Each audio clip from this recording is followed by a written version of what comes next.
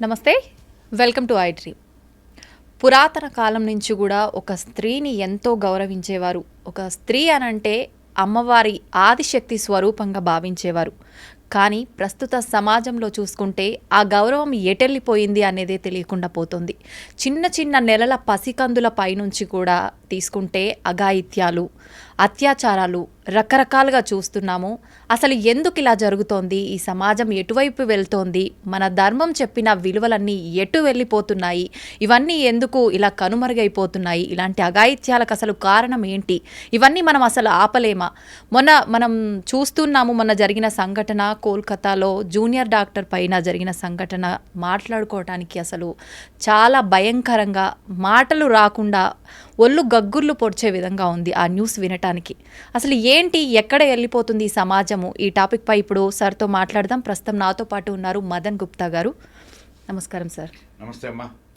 Sir, అసలు ఈ topic మాట్లాడటానికి కూడా నాకు చాలా బాధాకరంగా ఉందనే చెప్పాలి సార్. మొన్న జరిగిన జూనియర్ డాక్టర్ విషయం, కోల్కతా అమ్మాయి పైన జరిగిన అత్యాచారం విషయానికి వస్తే అసలు ఏంటి సార్, ఎటు వెళ్ళిపోతుంది మన సమాజం? ఎందుకు ఇలా జరుగుతోందంటారు? మా రాక్షసులు తిరుగాడుతున్నటువంటి నేలలో, రాక్షసత్వం రాజ్యమేలుతున్నటువంటి నేలలో, రాక్షసుల వల్లనే ప్రభుత్వాలు నడుస్తున్నటువంటి నేలలో రక్షణ ఎక్కడ నుంచి దొరుకుతుందమ్మా? ఈ దేశంలో స్త్రీ అత్యంత గౌరవించబడినటువంటిది. ఎప్పుడైతే ఈ దేశంలోకి ఇన్వేడర్స్ స్టార్ట్ అయ్యారో అప్పటి నుంచే స్త్రీకి ఉన్నటువంటి స్వాతంత్ర్యము, స్త్రీకి ఉన్నటువంటి గౌరవము అన్నీ తగ్గిపోయినాయి.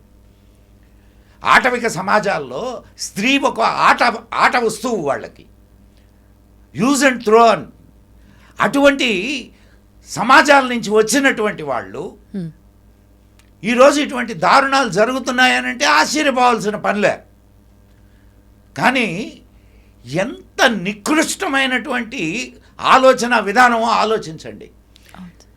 10 మంది కలిసి ఒక అమ్మాయిని దారుణంగా చేస్తే, అంటే ఆ పదం వాడడానికి కూడా నాకు నోరు రావడం లేదు. చేస్తే వాళ్ళని సపోర్ట్ చేసేటటువంటి నాయకుల్ని ఏం మాట్లాడాలా? వాళ్ళు ఎంత దుర్మార్గులై ఉండాలా, ఎంత రాక్షసులై ఉండాలా? ఇప్పుడు మొత్తం దేశం అంతా ఆందోళన జరుగుతుంది. చాలా మంచి పరిణామం ఇది, అభినందించదగ్గ విషయం. అంటే తిరుగుబాటు చేస్తున్నారు వాళ్ళు డాక్టర్స్ అందరూ. కానీ ఇదే డాక్టర్లు సందేశ్ ఖలీలో జరిగినప్పుడు, సామాన్య యువతులకు జరిగినప్పుడు ఏమయ్యారు? తమ వృత్తికి సంబంధించిన వాళ్ళ మీద జరిగితే మాత్రమే రియాక్ట్ అవుతారా? సందేశ్ ఖలీలో జరిగినప్పుడు మీకు మానవత్వం గుర్తు రాలేదా? ఈరోజు బంగ్లాదేశ్లో అనేక మంది ఆడవాళ్ళ మీద అత్యాచారాలు జరుగుతున్నాయి. నిట్ట నిలువున నరుకుతున్నారు, కాలుస్తున్నారు. మీ మానవత్వం డాక్టర్ల ప్రాణాలా? ఇవన్నీ ప్రాణాలు కాదా? అప్పుడు మీలో ఉన్నటువంటి ఆ పోరాట పటిమ ఎక్కడ పోయింది? ఇన్ని రోజుల నుంచి ఇది ఇది బెంగాల్లో కొత్త కాదమ్మా. బెంగాల్లో ఇది కొత్త కాదు. డైరెక్ట్ యాక్షన్ డే నాడు ఎంతమంది హిందువులు నరకబడ్డారో, ఎంతమంది స్త్రీలు చెరచబడ్డారో చరిత్ర పుటల్లోకి వెళ్తే తెలుస్తుంది. కానీ అటువంటి శక్తులకే కొమ్ముగాస్తూ ప్రభుత్వాలు నడుస్తున్నాయి అని అంటే ఆ ప్రభుత్వాలను ఏమనాలా? అందులో ఆ ప్రభుత్వానికి నాయకత్వం వహిస్తున్నటువంటిది ఒక స్త్రీ. ఆమె రాక్షస ప్రవృత్తి లేకపోతే ఇంకేమన్నానా? ఒక స్త్రీగా తన తోటి స్త్రీలకు ఇంత భయంకరమైనటువంటి తన తోటి స్త్రీలపైన ఇట్లాంటి అత్యాచారాలు జరుగుతూ ఉంటే చేసేవాళ్ళని సమర్థించేటటువంటి వాళ్ళని ఏమనాలా? ఆమెలో స్త్రీత్వం ఉన్నదా లేకపోతే ఇంకేదైనా జాతికి చెందినటువంటిదా? మనం ఇది మారాలంటే ఎట్లా మారుద్దమ్మా? ఇటువంటి వాళ్ళకి సపోర్ట్. ఇప్పుడు ఎంతమందికి శిక్ష పడింది? ఏది ఇంతకుముందు జరిగినటువంటి విషయాల్లో శిక్ష పడడానికి ఎంత సమయం తీసుకున్నది? Justice delayed is justice denied. సత్వర న్యాయం ఎక్కడ జరుగుతుంది? ఎంక్వైరీ సరిగ్గా జరుగుతుందా?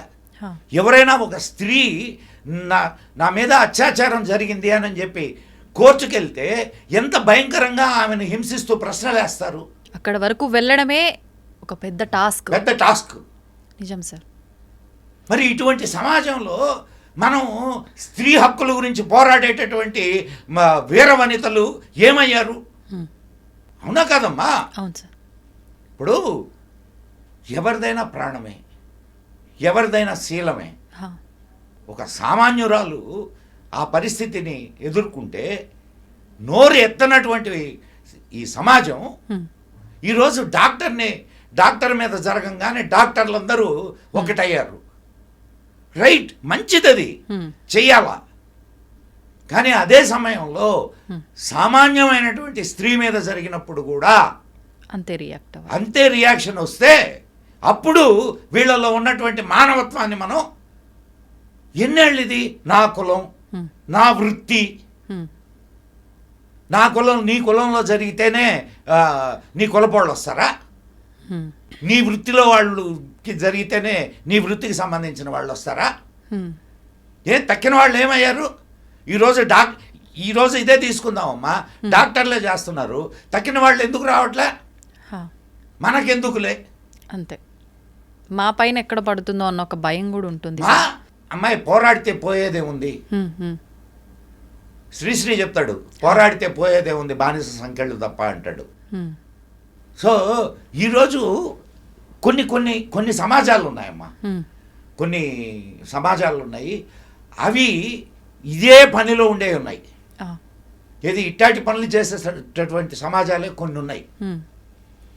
ఆ సమాజాలని వెనుకేసుకొస్తున్నటువంటి సమాజాలు ఉన్నాయి. మరి నువ్వు రక్షణ అని మాట్లాడేవే, ఎక్కడ దొరుకుద్ది రక్షణ? ఇది మారాలి అంటే కఠినమైనటువంటి చట్టాలు రావాలి, కఠినమైనటువంటి వ్యవస్థలు ఏర్పడాలి, సత్వర న్యాయం జరగాలి. అప్పుడు మాత్రమే వీటన్నిటికీ, అదొక్కటే కాదు, చిన్నప్పటి నుండి వ్యక్తులకి వ్యక్తిత్వ నిర్మాణం జరగాలి. ఎవడి పాటికి వాడు ఒక స్కూల్ పెట్టుకొని దాంట్లో వాడి మత విద్యను నేర్పిస్తాడు. మత విద్యలో అతి భయంకరమైనటువంటి విషయాలను నేర్పిస్తారు. వాడు బయటకు వచ్చి టెర్రరిస్టులుగా తయారవుతున్నారు. మరి వాడికి సంస్కారం ఎక్కడ, బుద్ధి, సమాజం గురించిన అవగాహన ఎక్కడ ఉంటుంది? అవునా కాదమ్మా? అవును సార్. మరి భయంకరమైనటువంటి విషయాలను బోధించేటటువంటి మత గ్రంథాలు ఉన్నాయి. వాటిని అనుసరించేటటువంటి వాళ్ళ దగ్గర నుంచి నువ్వు మంచిని ఎక్కడ నువ్వు ఆశించగలవు? అంటే ఒక వర్గాన్ని వెనకేసుకొని వచ్చి మాట్లాడేటటువంటి తత్వం, ఇవి పోవాలి. అన్యాయం ఎవరికి జరిగినా ఎవరికైనా జరగనియండి, అది హిందువులా, ముస్లింలా, క్రిస్టియన్లా, లేకపోతే రెడ్లా, కమ్మల, కాపుల, ఈ కాదు. అన్యాయం అనేది మనిషికి జరిగింది. ఆ మానవుడు అనే దాన్ని పారామీటర్గా తీసుకొని స్పందించగలిగితే అది నిజమైన సమాజం. తోటి మనిషికి అన్యాయం జరిగిందంటే నాకు జరిగింది అన్నట్టుగా భావించి రియాక్ట్ అవ్వాలి, అది గొప్పతనం. పక్కింటికి నిప్పంటుకుంటే నాకేమి పోతుంది, వాడి ఇల్లు నీ ఇంటికి నిప్పంటుకున్నప్పుడు కదా బాగా తెలుస్తుంది. అంతే సార్. కాబట్టి చూద్దాం, కొన్ని విషయాలు చూస్తుంటే మంచి పరిణామాలే కనిపిస్తున్నాయి. అంటే ఈ చట్టాలని సవరించడానికి ప్రయత్నాలు జరుగుతున్నాయి. ఎంతవరకు సఫలీకృతం అవుతారో అనేది మనం వేచి చూడాల్సినటువంటి విషయం. నిజంగా ఈ అమ్మాయి విషయానికి వస్తే చాలా బాధాకర విషయం సార్. పోస్ట్ మార్టం రిపోర్ట్లో వచ్చిన అంశాలు కానివ్వండి, ప్రతి ఒక్కటి కూడా అంటే చాలా, ఇప్పుడు అవన్నీ చదివాను నేను. అవును సార్. కనీసం అది మాట్లాడుకోవడానికి నాకు మాటలు కూడా రావడం లేదు. అవును సార్. నాకు ఒక రకంగా ఒక ఆవేశం వస్తున్నది తప్ప ఆవేదన రావడంలే నాకు. ఆ ఆవేశంగానే అందరికీ రాగలిగితే చాలు, సమస్య పరిష్కారం అవుతుంది. చేసిన వాడే వచ్చి నేనే ఇది చేశాని ఒప్పుకున్నాడు అంటే అది ఎంతవరకు నమ్మొచ్చు అంటారు సార్? దాని వెనకాల నిజం ఉందంటారా? అట్లా కాదమ్మా, ఇన్ని రోజులు ఏమైంది, ఎప్పుడు జరిగింది ఈ కేసు? ఇన్ని రోజుల తరువాత ఇంత ఆందోళన చేస్తే ఎవడో వచ్చాడు. అవును అవును. అంటే దీని వెనుక ఎవరు, ఇప్పుడు అత్యున్నత స్థానాల్లో ఉండేటటువంటి వాళ్ళు ఉన్నారనే కదా.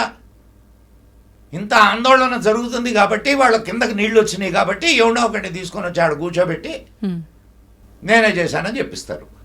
ఎలా సార్ ఇంత ఘోరమైన విషయంలో నిజంగా ఈ అమ్మాయి విషయంలో అసలు న్యాయం ఎలా జరుగుతుంది? అసలు వాడికి అంటే ఈ ఘోరం చేసిన వాడికి శిక్ష అనేది ఏ రకంగా విధించాలి? అసలు చేసిన వాడికి కాదు, చేసిన వారికి వారికి వారికి సింగులర్ కాదు, ప్లూరల్. అవును. ఎట్లా జరుగుద్ది అనేది ఒక్కటే, వాళ్ళకి రాజకీయ అండదండలు ఉన్నంత వరకు ఈ కేసులో ఏది జరగదు, ఏ విషయం జరగదు. మీరు డోంట్ ఎక్స్పెక్ట్ ఎనీథింగ్. ప్రభుత్వం వాళ్ళని కాపాడుతూ ఉంటే న్యాయం ఎక్కడ జరుగుద్ది? అది జరిగిన తర్వాత ఈ ఇన్సిడెంట్ జరిగిన తర్వాత 1000 మంది పోయి ఆ హాస్పిటల్ని ధ్వంసం చేస్తున్నారు, ఆ గదిని. కారణం ఏంటి? అది ఎవిడెన్సెస్ దొరకకూడదని. మరి ఒక హాస్పిటల్ మీదకి 1000 మంది వెళ్ళి ధ్వంసం చేశారనంటే పోలీసులు ఏం చేస్తున్నారు, ప్రభుత్వం ఏం చేస్తుంది? ప్రభుత్వ అండదండలు లేకుండా, పోలీసుల అండదండలు లేకుండా 1000 మంది పోయి అటాక్ చేస్తారమ్మా. ఇక్కడి నుంచి ఒక 10 మంది కలిసి బయటికి వెళ్ళు, పోలీసులు ఇమ్మీడియట్గా వచ్చి ఏంటి అని అడుగుతారు. మరి 1000 మంది వెళ్ళి దాన్ని ఇచ్చేశారు అని అంటే ఎవరి అండదండలు లేకుండా జరిగిందంటారా? అలా అని చెప్పి దీనికి శిక్ష పడకపోతే ఇలాంటివి ఇంకా పెరగటానికి అవకాశాలు ఉంటూనే ఉంటాయి కదా సార్. ఇంతవరకు జరిగినటువంటి అనేక విషయాల్లో ఎంతమందికి శిక్ష పడింది? శిక్ష పడినటువంటి వాళ్ళని ఆదుకున్నటువంటి గవర్నమెంట్లు లేవా? నిర్భయ కేసులో నిందితుడు ఇదని, వాడికి ఒక కమ్యూనిటీకి చెందిన వాడని వాడికి కుమ్ముగాసినటువంటి దౌర్భాగ్యపు గవర్నమెంట్లు కాదా ఇవి? ఒక్కటే అమ్మా, ప్రజలు కళ్ళు తెరిచి తమను సరిగ్గా పరిపాలించేటటువంటి వాళ్ళని ఎన్నుకోగలిగితే. ఇంకొక విషయం, ఎంతమంది ఓటు వచ్చి వేస్తున్నారమ్మా? ఎంతమంది బయటకు వచ్చి ఓటేస్తున్నారు చెప్పు? ఒక నియోజకవర్గంలో, ఇక్కడే హైదరాబాద్లో 1000 మంది ఉండేటటువంటి నియోజకవర్గంలో 8 ఓట్లు పడ్డాయి. ఎక్కడ ఏంది అనేది వద్దు, 8 ఓట్లు పోలైనవి. మరి నువ్వు సరి అయినటువంటి వాడిని ఎన్నుకున్నది ఎక్కడ? ఇంట్లో నుంచి బయటకు వచ్చి ఓటేయడానికి నీకు ఒళ్ళు బద్ధకం. నువ్వు మళ్ళా ప్రశ్నించే అధికారం నీకు ఎక్కడుంది? గవర్నమెంట్ని ప్రశ్నించలేవు, నువ్వు సమాజాన్ని ప్రశ్నించలేవు. ఒకవైపు బయటకు వచ్చి ఓటు వేయని వాళ్ళు ఒకవైపు ఉంటే, తమ ఓటుని అమ్ముకునేటటువంటి వాళ్ళు ఇంకోవైపు. ఇంత దిగజారుడు సమాజంలో నువ్వు నీతిని ఎక్కడ ఎక్స్పెక్ట్ చేస్తావు? నీతి, న్యాయం, ధర్మం, అవునా కాదమ్మా? ఒక్కటేనమ్మా, పరిష్కారం అనేది ప్రజలు కళ్ళు తెరవాలి, ప్రజలు చైతన్యవంతులు కావాలి. ఇప్పుడు డాక్టర్లు ఎలాగైతే వచ్చారో, డాక్టర్లతో పాటు సామాన్యులు కూడా రావాలి. వచ్చి గట్టిగా నినదించి ఈ ఒక్క కేసు కోసం కాదు, అన్నిటికీ సమాధానం చెప్పమని గవర్నమెంట్ నిలదీయగలగాలి. కఠినమైనటువంటి చట్టాలని తీసుకురావడం కాదు. ఉన్నాయి చట్టాలు లేక కాదు, మనకి నిర్భయ చట్టం ఉంది, అనేక చట్టాలు ఉన్నాయి. కానీ చట్టాలని అమలు చేసేటటువంటి వాళ్ళు ఎవరు? మళ్ళా ప్రభుత్వమే. సుప్రీంకోర్టు తీర్పిస్తే దాన్ని అమలు చేయని అనేక తీర్పులు బోలెడు ఉన్నాయి. తెలుసా మీకు? సుప్రీంకోర్టు తీర్పిచ్చింది, బాగుంది, బ్రహ్మాండం. కానీ అమలు కాని తీర్పులు బోలెడు ఉన్నాయి. ఎందుకు? ఆ పర్టికులర్ ప్రభుత్వాల స్వార్థం. అవునా కాదమ్మా? అంతే సార్. సో వ్యవస్థ మారాలి అంటే ముందు ఇక్కడ ఉన్నటువంటి ప్రజలు చైతన్యవంతులు కావాలి. వ్యవస్థలో ఉన్నటువంటి ప్రజలు చైతన్యవంతులయ్యి ప్రశ్నించేటటువంటి దీన్ని వస్తే, ఆ స్థితికి వస్తే ఖచ్చితంగా అన్నీ సాల్వ్ అవుతాయి. ఎక్కువ నేను దాన్ని డీప్లోకి వెళ్ళి నేను మాట్లాడడానికి నాకు, ఎందుకంటే ఒక ఆడకూతురికి జరిగినటువంటి అన్యాయం అది ఎంత భయంకరంగా హింసించి చంపబడ్డదో నేను రిపోర్ట్లో చదివాను. తల్లిదండ్రుల్ని కూడా అలౌ చేయలేదు అని అంటే ఎందుకు చేయలేదమ్మా? తల్లిదండ్రుల్ని చూడడానికి, శవాన్ని చూడడానికి కూడా తల్లిదండ్రులకు అధికారం లేదా? ఉంటుంది సార్. ఎంత నీచమైనటువంటి సంస్కృతిలో మనం ఉన్నామో ఒక్కసారి ఆలోచించుకోండి. అటువంటి దుర్మార్గుల్ని మనం గద్దెనెక్కిస్తే ఇటువంటి పరిస్థితులే ఏర్పడతాయి. మరొక్కసారి నేను మీ ఐడ్రీమ్ మీడియా ద్వారా ప్రజలకు నేను చెప్పదలుచుకున్నటువంటి విషయం ఏమంటే, ఓట్లు వేయవలసి వచ్చినప్పుడు ప్రతి ఒక్కరూ వచ్చి ఓట్ చేయండి. మీకు ఇష్టం లేకపోతే నోటాకు వేయండి, బట్ రండి బయటికి వచ్చి ఓట్ చేయండి. సరైనటువంటి నాయకుడిని ఎంచుకోండి. మీకు జవాబుదారీగా ఉండే నాయకుడిని ఎంచుకోండి. మీరు డబ్బులకు అమ్ముడుపోతే రేపు వాడు, అవునా ఊరికే నాకు ఓటేసావా, డబ్బులు ఇస్తే ఓటేసావు, నీకెందుకు చేయాలి, నువ్వు డబ్బులే అంటాడు. కాబట్టి ఓటు విలువను తెలుసుకోండి. నిజంగా ఆ అమ్మాయి ఆత్మకు శాంతి కలగాలని భగవంతుడిని ప్రార్థిస్తూ ఉన్నాం. న్యాయం జరగాలి, శాంతి కలగడమే కాదు న్యాయం జరగాలి కోరుకుంటూ ఓం నమః శివాయ.